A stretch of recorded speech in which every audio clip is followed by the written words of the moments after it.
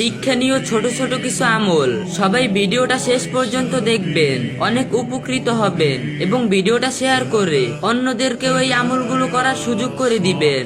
এক, প্রত্যেক অজুর পর কালিমা শাহাদাত পাঠ করা, এতে জান্নাতের 8টি দরজা, যে কোনো দরজা দিয়ে প্রবেশ করতে পারবেন। 2, প্রত্যেক ফরজ সালাতের শেষে আয়াতুল কুরসি পাঠ করুন, এতে মৃত্যুর সঙ্গে সঙ্গে জান্নাতে যেতে পারবেন। 3, প্রত্যেক ফরজ সালাতের শেষে 33 বার সুবহানাল্লাহ, 33 বার আলহামদুলিল্লাহ, 33 বার আল্লাহু আকবার এবং একবার লা ইলাহা ইল্লাল্লাহু ওয়াহদাহু লা শারীকা লাহু লাহুল মুলকু ওয়া লাহুল হামদু ওয়া হুয়া আলা কুল্লি শাইইন কাদির পাঠ করুন। এতে আপনার অতীতের সব পাপ ক্ষমা হয়ে যাবে, সেই সাথে জাহান্নাম থেকেও মুক্তি পেয়ে যাবেন।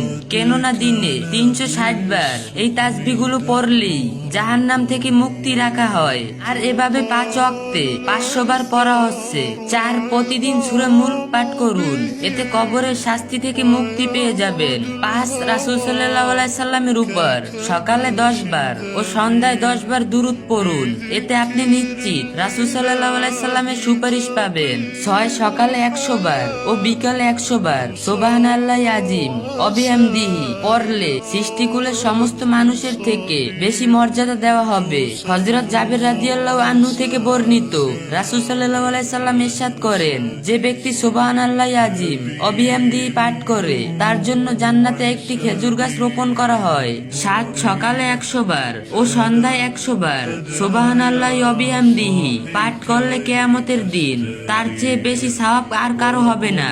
8, সকাল ও বিকালে 100 বার সুবহানাল্লাহ, 100 বার আলহামদুলিল্লাহ, 100 বার আল্লাহু আকবার এবং 100 বার লা ইলাহা ইল্লাল্লাহু ওয়াহদাহু লা শারীকা লাহু লাহুল মুলকু ওয়া লাহুল হামদু আলা কুল্লি শাইইন কাদির পাঠ করলে অগণিত সওয়াব হবে।